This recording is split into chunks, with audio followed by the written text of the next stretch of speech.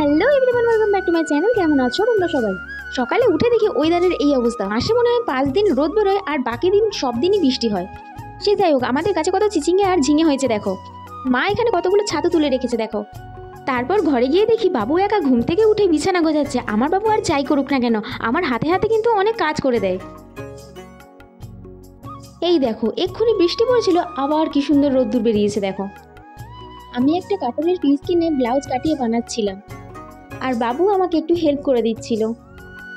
পড়াশোনা বাদ দিয়ে সব কিছু করতে বলো, সব কিছু করতে রাজি আছে, কিন্তু পড়াশোনা করতে পারবে না। আর আমি এইদিকে কখন থেকে রেডি হয়ে বসে আছি সেন্টারে যাব বলে, আর এইদিকে এই বৃষ্টি কমার আর নামই নেই। আর এই বৃষ্টির জন্য আমাকে কতগুলো প্লাস্টিক নিতে হয়েছে দেখো, 4টে প্লাস্টিক নিয়ে যাচ্ছি। আজকে বৃষ্টির জন্য সেন্টারে যেতে অনেকটাই দেরি হয়ে গেছিলো, গিয়ে দেখি প্রার্থনা শুরু হয়ে গেছে। আর আমি ব্লাউজ জোড়াটা ভুলে যাই বলে বারবার সেজন্য একটু ভিডিও করে নিচ্ছিলাম। আর আজকে বাইরের ওয়েদারটা খুবই ভালো লাগছিল।